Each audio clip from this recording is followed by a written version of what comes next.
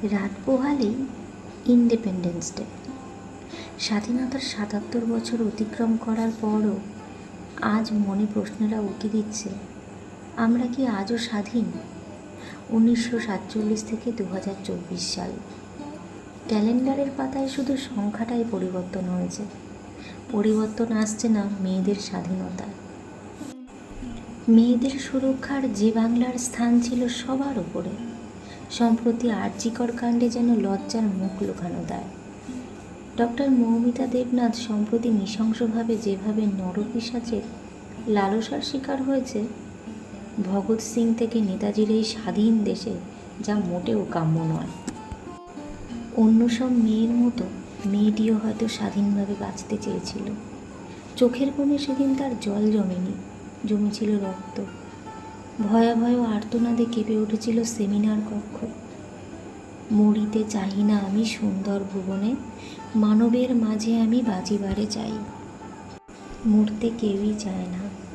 সেদিন হয়তো মেয়েটিও বাঁচার জন্য প্রাণপণ চেষ্টা চালিয়েছিল, কিন্তু সব চেষ্টাই তার নরখাদকের পদপিষ্ট হয়।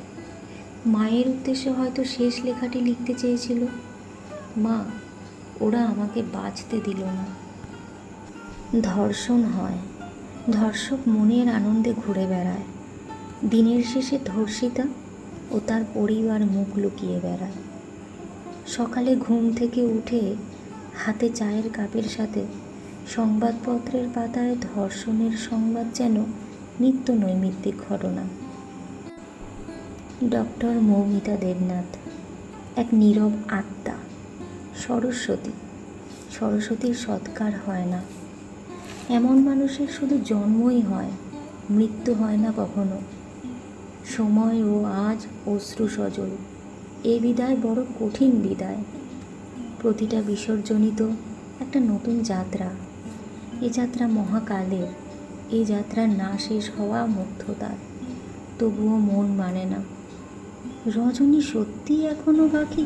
আজ যদি সবাই সম্মিলিতভাবে প্রতিবাদ না করি, তাহলে নির্ভয়া থেকে বিলকিস বানু ও ডক্টর মৌমিতার মতো আমার, আপনার, পরিবারের যে কেউই এই নরপিশাচগুলির শিকারে পরিণত হতে পারে। আসুন, আমাদের সবার একটাই দাবি, আমরা স্বাধীনভাবে বাঁচতে চাই। স্বাধীনতাহীনতায় কে বাঁচিতে চায়? আজ এইটুকু বলার ছিল।